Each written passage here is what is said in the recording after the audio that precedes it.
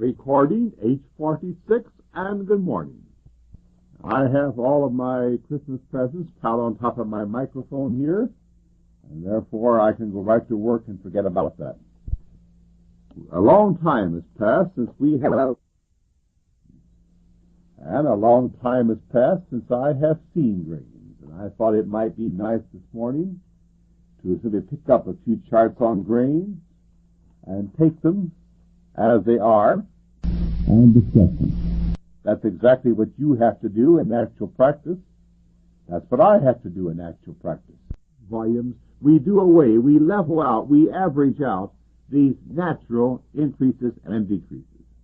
One of the first interesting things that caught my eye as I looked at soybeans, and I am trying very hard to use your eyes as well as mine, I'm trying to discuss this just as though you had sat down for the first time in your entire life and saw a grain market chart.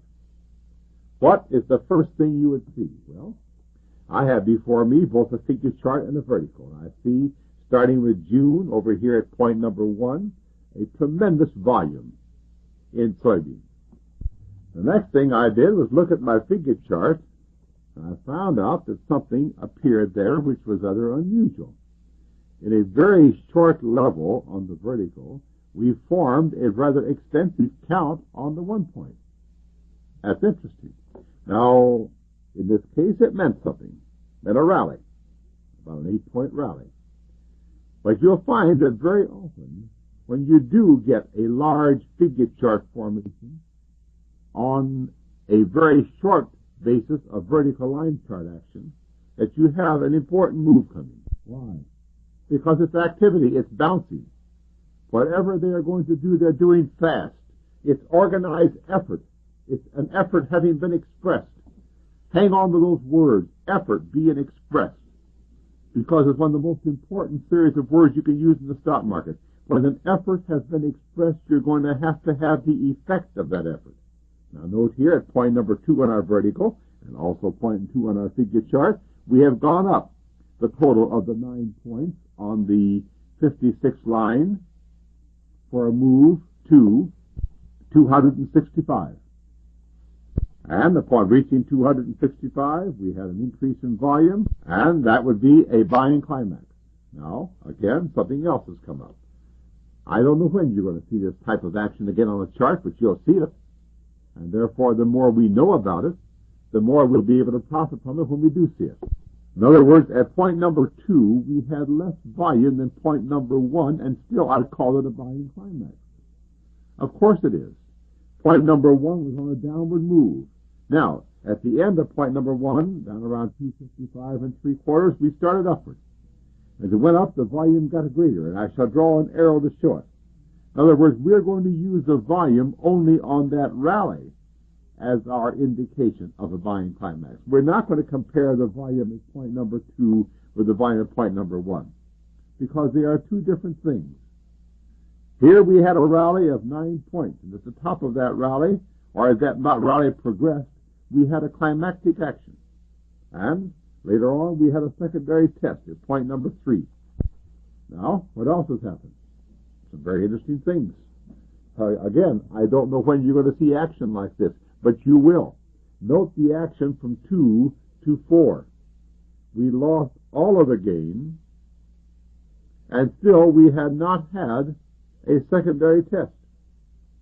Then we came back up to point number 3, which I call a secondary test. But note that that secondary test is also a last point of supply after a sign of weakness, yes? You'll find many cases where you get them together. You'll find many cases where you get a sign of weakness and an LPS all at one time. Here you get a secondary test and a last point of supply after a sign of weakness all at the same time. Just as normal, it's perfectly all right to have it. You'll find lots of examples, but you only find them as long as you know that you can find them. And therefore, at point number 3 on our figure chart, I have also put in point number 4 to show the sign of weakness, we have a down count. A possible down count of 12 points on the 62 line for a move down to around 250. It is true that I would have taken my count at 5A first. No question about that. But the main thing is here, by having seen the sign of weakness from 2 to 4, the LPS from 4 to 3, I had an indication that I was going to have a more important downward move, and I have a count to go down to around 250.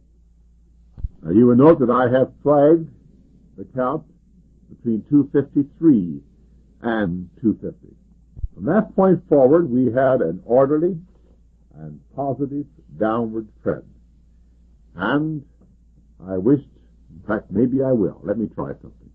Yes, I'm going to do something. I have now divided my chart into columns from 1 through 30. I'm going to ask you to do a few things for yourselves. I started to draw some trend lines for you. I started to draw some counts for you. I think I'm going to ask you to do it for yourself and see how you come out. Before you listen to what I'm going to say next, will you please take time out and draw on your chart using points 2 and 3. Incidentally, I will have those numbers marked on my chart as anchor points. Draw yourself a series of trend lines. Draw what trend lines you can see that you think you should draw, and see how you come out. Please, before I tell you what I would draw, try it. Now you see I drew a line across points 2 and point 3, and I also drew a parallel line through point 4. My top line, drawn through 2 and 3, I have called AB. My parallel line through point 4 I have called CD. Now will you follow through with me, please, and find column 11. And let's draw in column 11 a point number 5, as the trend line, support line CD was reached. Do you see that? Let's go over here to point number 6, which you find in column number 16. You see how your support line, again, was respected. Now, did you draw any other lines? Well, I did. So let's take time out and draw a few more lines. Yes, I drew a line which I have called EF, right down across the high in column number 7, column number 13, and column number 15, parallel to line CD. In other words, after having come down to point number 5, it no longer respected a parallel line drawn through point number 3. It began to respect a parallel line drawn through the high in column 7. And note how that line was respected several times.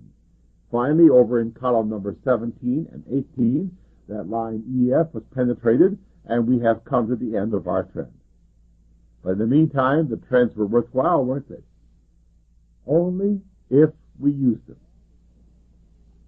Later on, in column number 19, we penetrated line AB, and immediately made a new high in column number 20, which I'm going to call point number 7 on my chart. That will not appear on your chart. The only numbers that appear on your chart are 2, 3, and 4. 5, 6, and 7 will only appear on mine, and I'm asking that you draw those on yours. Number 7 indicates the high in column number 20. I drew a parallel line, which I call GH. This line is parallel to line AB. And note that as the move progressed, over here in column number 23, which I will call number 8, and ask you to call the same, that the line was penetrated. We have a constant breaking now of these supply lines. Now, what else did you do about your trend lines? Look at line AB on your chart. Anything else indicated? Well, if there isn't, it's because you got lazy and did not extend your line. I extended my line, and on a reaction in column 20, line AB, which had been a supply line, became a support line. On a reaction in column number 22, on the line between 22 and 23, Again, line AB, which had been a supply line, once again became a support line.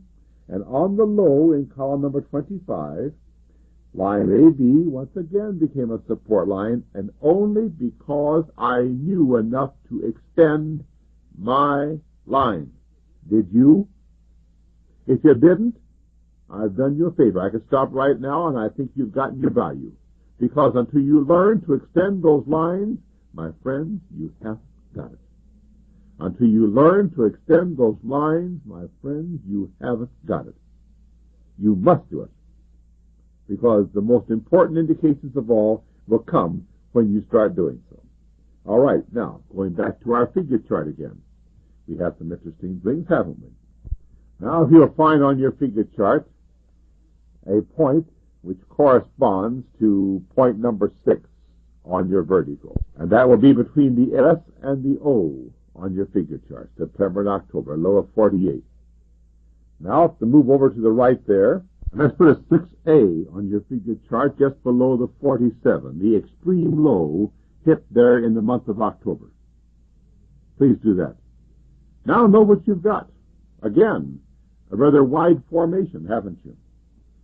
A rather wide formation. And the stock had gone down to a slight new low down below point number 6.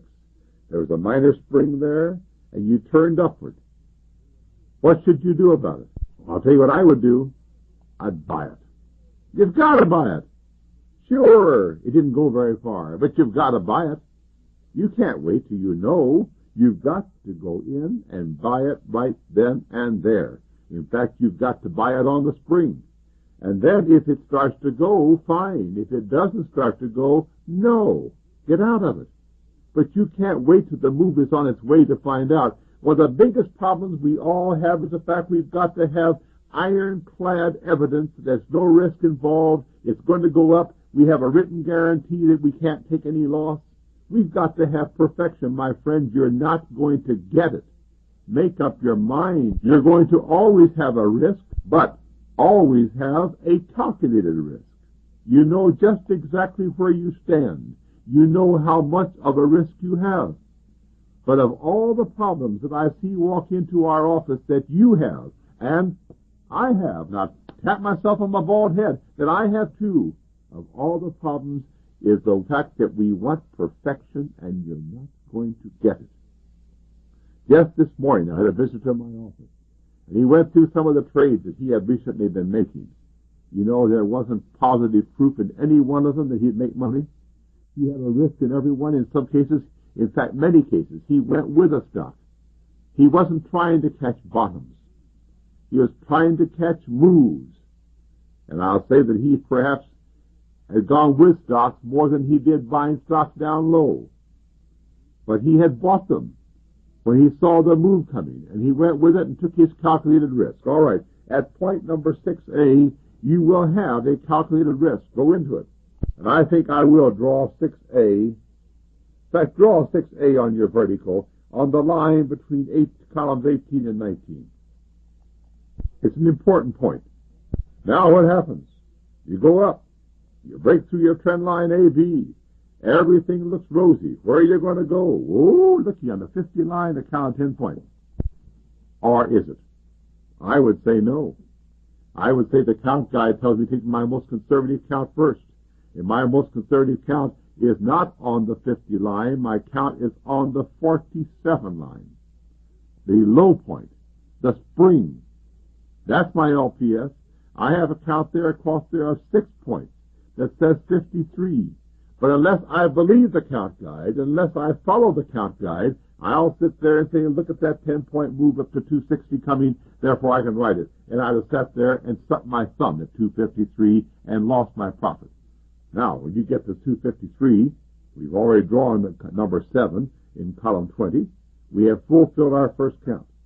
Decent volume comes in, narrow spread comes in, you're off into new high ground, you've broken your trend line. As a matter of fact, in column 20, you broke your trend line, you backed off to your trend line, and then you started up again, and you just went right down in the sand, and you got stuck. Something is wrong. Either get out or crowd a stop order in, whichever you want to do. But you've got something wrong. At a moment where it should be skyrocketing, it isn't. Once again, it's the things that you don't get that are important. Things you don't get that you should get. That's the part that counts. In columns 20 and 21, you had trouble. Either get out or your stop will be caught. But look, there's the advantage of only buying when you have bargains. By buying down low, you're not in trouble. And therefore, as you dip down in column 22 and 23 on the line, you came down a long ways. You came down more than half. We even came down below the low point in column number 14. And by the way, go back to column number 14 and draw on there the word WAD, won't you? I'm not going to do that for you. You draw it. There's something important. Now you come down through that. And therefore, as you rally back up in column number 23 to where we marked the number 8, get out. There's something wrong. Now look at your figure chart once again and draw a number 8 on the high there. Well, where I have number 8. On the ride to 52. In fact, I'll draw number 8 for you. Now it's on there. Now you have a count across there of 7 points. 7 points from 53. Move down possibly to 46. And as you can see, over here in column number 26, we come down to about 46 and 1/8. Please draw a number 9 on the vertical line chart in column 26. Now remember, I don't know any more about what this thing is going to do than you do. I have not seen this until now, and therefore what I'm going to do because I see something right now, and I will be very happy to change what I see as the move unfolds. What would you put on your chart right now? After all, look across this base here. We have quite a base, haven't we? Across now on our 47, 48, and 50 line, we have quite a base. Or do we? What would you do to your figure chart, the very first thing?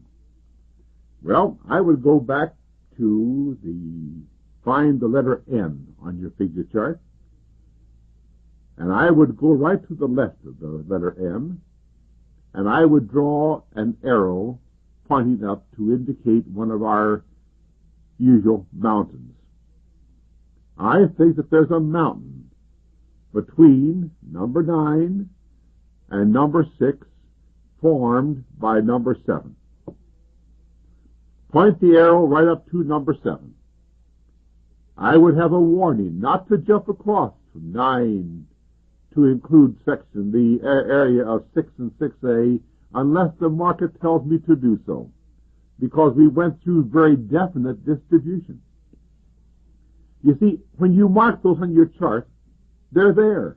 You can't erase them. They're yours. It's important. It doesn't mean that you can't jump across. It just means that you must make the market tell you that you're going to jump across. Make the market tell you, let the market be your master, let the market be your guide. Don't jump across unless it tells you to. There is a mountain, and I have now drawn my mountain on both my vertical chart and my figure chart. In this case, it's much more emphatic in my figure chart. Therefore, any move that I expect upward in the future, I would expect it to come as a result, as an effect of a cause that will be built as the move progresses from this point forward, and this point is December the 27th. In fact, the last day on our chart will be December the 26th. And as our picture comes to an end, I can see where there's some tendency towards rally again. There's a nice little saucer down there. And you may be working out a rally of 5 points across this bottom. You may be working out more, but the market is going to have to tell me. Now, before we move on, we've discussed only a possible turnaround. Let's take one step further. Take point number 3 on your figure chart. That's the 262 line. Let's take the entire count clear across. A count of 22 points from 262 equals a move down to 240. Now, let's look at our figure chart and find where I have marked the letters 8A. Take the count across from 8 to include 8A. On the 251 line, you have a count of 9 points.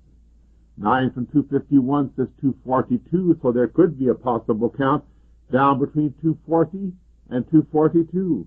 And all we would have been having here was a stepping stone confirming count of that count. In that connection, you might make a study of lines I, J, K, L on your figure chart. Note how line I, J is being respected, but if you do go down, line K, L would be reached around 240 or 42. It doesn't cost me 1 penny to anticipate that or to see it. All right, there's my story of soybeans. That's all I see. There may be 1,000 things that I haven't seen, but in the few moments I've spent with it, this is what I did see.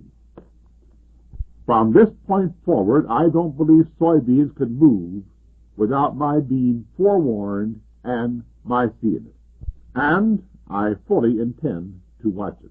Had you brought a point number 9, I would not have quarreled. Had you gone short of point number 7 and ridden your short position right through, I wouldn't have quarreled. Let's turn the tape, please.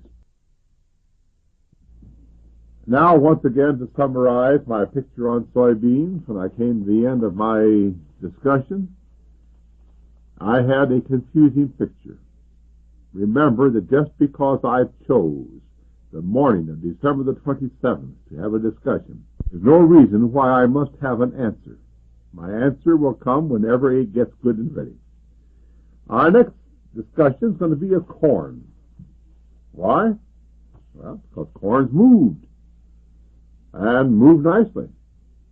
And downstairs, amongst the volume, I can see that we have had some good activity. Good volume. High volume. Indicating a high open interest. Indicating something that must someday be liquidated. Remember, an open interest has got to be liquidated. Therefore, it has promise of a continued high activity. Incidentally, the open interest is nothing more than the amount of corn that has been sold. This is a chart showing a corn futures. The corn has not even been planted in the ground yet. This is only an estimate of what corn will be selling for next May. And therefore, there have been that many people willing to come in and make a bet, you might say, or to make an estimate, or to indicate what they think corn will be selling for next year. There is activity in the corn market. And when you have activity, you have to have further activity to give you a liquidation of the activity that you already have. You might say it's equal to the amount of stock outstanding or the amount of stock that's floating around. For example, there's millions of shares of General Motors, but it's not all floating around. Some is very tightly held and won't be let loose like the DuPont stock. But you have a high activity in in corn, indicating that you're going to have a continued high activity. Now, once again, I'm going to go do exactly like I did before. I'm going to draw the numbers across per columns. Note also that these two charts will be identical in space. In other words, they'll cover the exact space. Even though they did not come on the board for this at the same time, our charts are made up so that today's market will always fall on the same line for all of our various grains. Now, looking first of all at our vertical line chart, and I will pick up my number with what number here? Number 10. I used number 9 last. The first thing I'm going to do, and once again, I had seen this chart 30 seconds ago for the first time in a long, I'd say for the first time. I don't think I've ever seen the May corn chart before. The first thing I'm going to do is what? I'm going to draw some trend lines on my vertical line chart. I want to go back and get a feel. But I'm going to do it differently. I'm going to draw it with your lead pencil and with your hands. And therefore, will you please put this vertical line chart before you? Note that the columns are on there. And suppose you take some time out and suppose you draw some trend lines. Suppose you do just exactly what I'm going to do. Only you do it first. And then see how we come out. Go right ahead, draw all the trend lines you can draw. You may find some that I won't see, and I may find some that you won't see. Putting our two heads together, we may come up with some pretty good answers. Here are the ones that I drew. And if you listen to what I'm going to say before you draw your own, you'll gain just that much less from this discussion. I might find something that you don't find.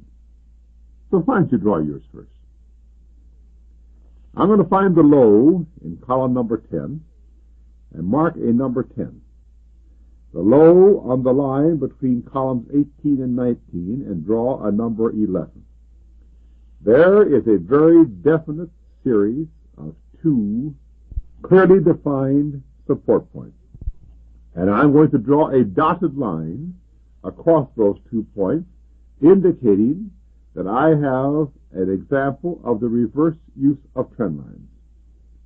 I'm now going to go upstairs to the extreme high, and I don't have the slightest idea what it's going to look like. Draw another dotted line parallel to my other line, coming down using the extreme high as my anchor point. And I'm going to call that line MN. Note, my baseline is MN. My top line is OP. Now I can see also something else. I can see that there is a tendency on the part of the stock to not respect line OP because it's too far away. And therefore, through the high in column 19, I'm going to draw another supply line, again parallel, again a dotted line, and I'm going to call it RS. That is drawn through the high of column 19, parallel to line MN. I'm now going to find in column 22 a support point. And I'm going to draw another line, again a dotted line, through the low of column 22 and parallel to line MN. These lines are all parallel, and call it TU. Now note what I've done. Because of an angle of definite support, a line like line MN made directly because of market action, positive action, I have narrowed that trend down to almost a half an inch wide through the use of trend lines. Actually, trend lines are worth their weight in platinum if you'll properly use them. And there, through the simple drawing of one little teeny-weeny line, but based upon sound principle, I have been able to draw 3 additional lines and narrow the whole thing down, and I could even narrow it even more. Let me show you that. I now have drawn a line through the high of column 26. The line was touched in column 27 and 28, and again on the line between 29 and 30. A line which I've called WX, and again drawn parallel to MN.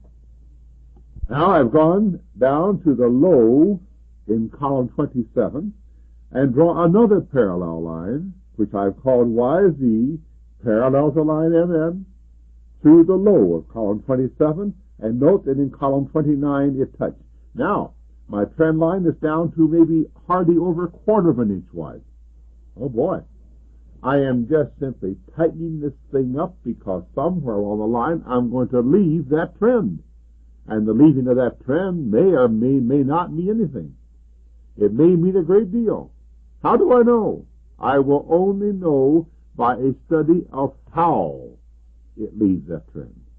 As the picture unfolds, I will know more and more. But right now, I have what I have. You know, every time I see a student visit our office with his very beautiful charts, or her very beautiful charts, completely naked, and I use the term naked to describe the charts because they're naked of ideas, they're completely void of any indication, but the indications are always there if they'd only go after them. Now, all I have done is spend 5 minutes of thinking. 5 minutes of good, clear thought that my 10-year-old boy could have done.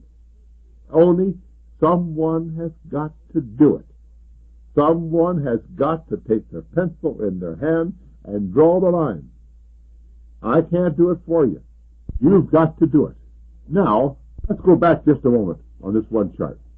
I like to be sure that you have the lines drawn. First line MN to the rows of columns 10 and columns 18, 19 on the line. That's line MN. Line OP drawn through the extreme high, which is in column 6 and parallel. Now, line RS drawn through the high of column 19, parallel to line MN. Note how it was touched a number of times. Now, let's take line TU, drawn through the lows of column 22. It was touched in 27 and in 29. Then, through the high of column 26, I drew line WX, and that was touched a number of times. And through the low of column 27, I drew line YZ. I had just simply narrowed this thing down and narrowed it down, and that's our discussion of trend lines. I could draw more. Oh, yes. I could go up here into the high point of column 15, draw a trend line across that point and the high of the column 16 and 17. I think it had a very nice parallel line. Let's see. Yes, you should go up and draw that line. It's very attractive. That's a good job. I can go up to the extreme high here in column number 6 and draw another line across the high in column 6 and the high in column 8. Isn't that a pretty line? Call the turns perfectly. Here's a commodity moving perfectly within this trend line. And again, now, let's carry it forward into a new idea. Again, we have high volume. I wonder what that means. I'm going to go back now and pick up some more things. We used up number 11. I have number 10 and number 11 on this chart. Let's go back up and find point number 12 and point number 13, which, as you can see, we're on the extreme high. Something very interesting about that. Take time out to make a study, won't you? Points 12 and 13 on the high in column 5 and the high in column 6. What do you see? I see a sharp increase in volume as it went down.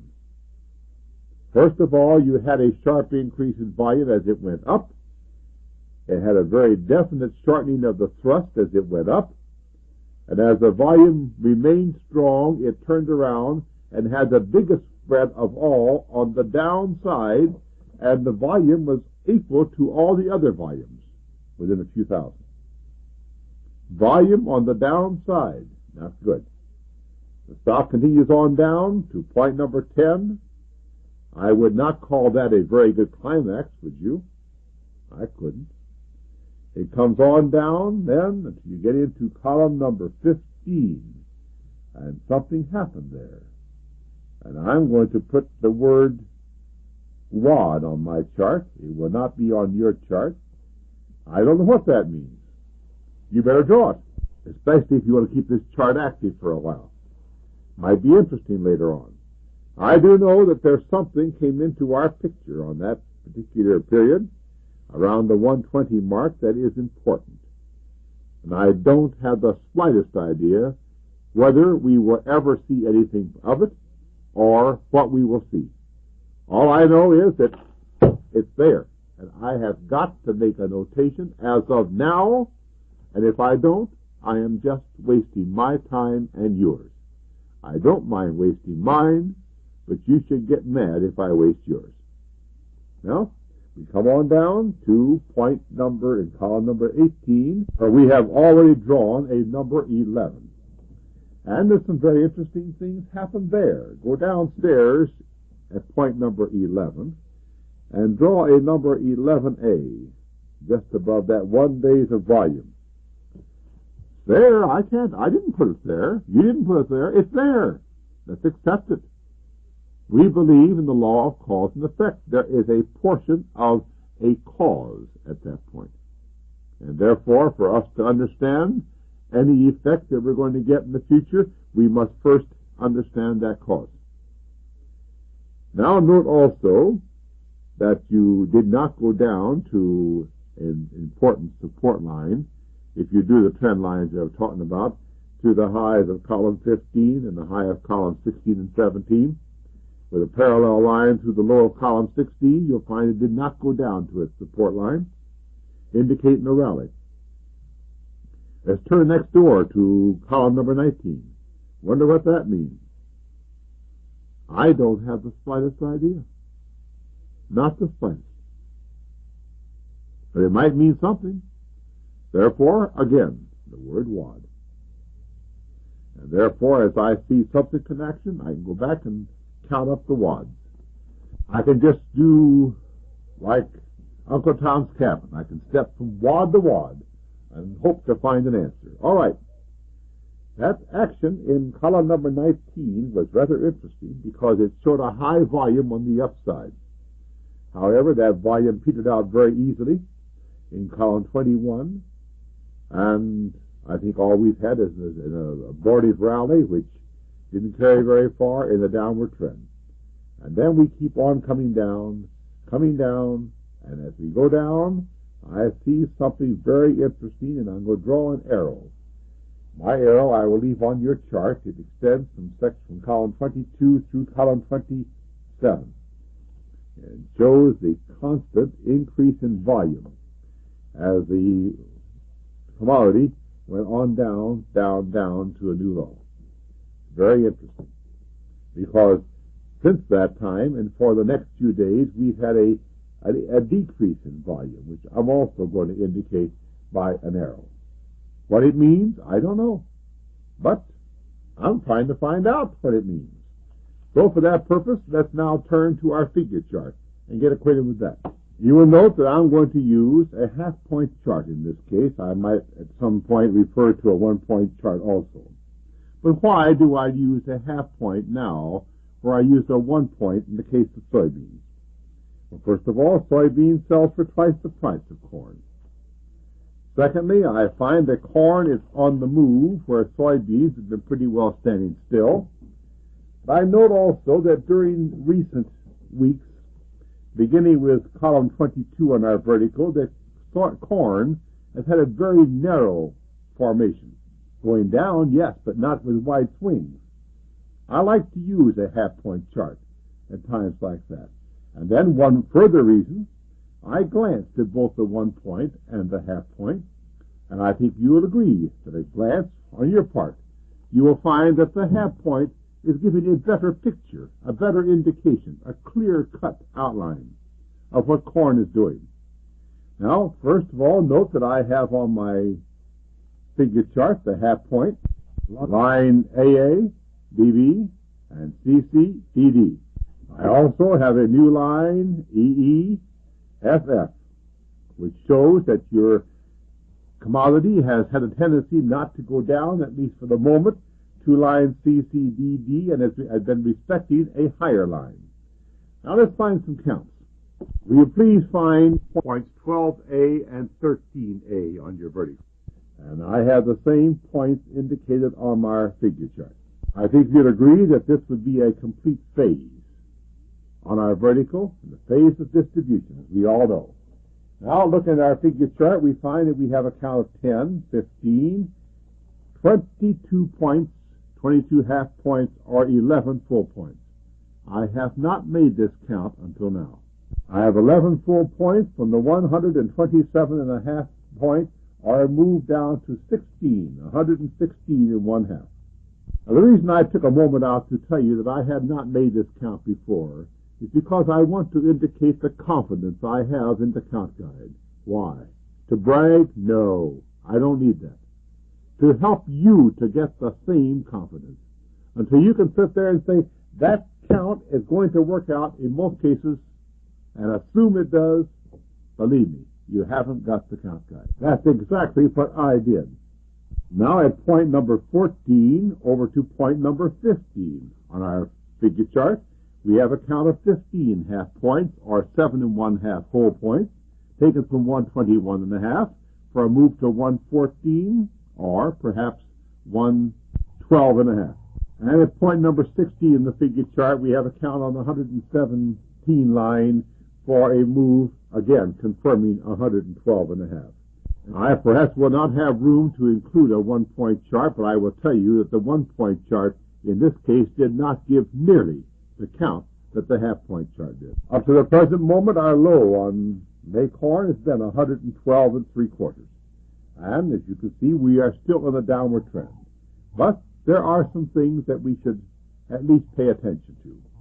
First of all, we have already discussed the high volume which came in columns 22, 3, 4, 5, 6, and 7 on our vertical. And now note that in column 29, we've gone down to a further new low, but the volume, while still good, what's the emphasis there, while still good, is not as high as it was before. Now, we have discussed many times the fact that we like a formation such as you have from columns number 22 through columns 29. Why? It's the same idea as building a house in the valley. The part of the foundation goes in as it goes down. It's a type of a decline that is very conducive to good accumulation. Gives the operator a chance to do some buying. It doesn't go so wild as to let him lose control. Someone has got control. Someone is restraining that market from going down. That's why you're getting the high volume and the narrow price action. It's good action if it wants to keep on. It's a type of action that calls for alertness. Of course, a simple glance at our figure chart tells us that all we can expect is a technical rally. But fortunately, we have something else. I have written the word WAD 3 times on my chart. First of all, in column 15. Secondly, in column 18, and I will now draw the word WAD in column 27.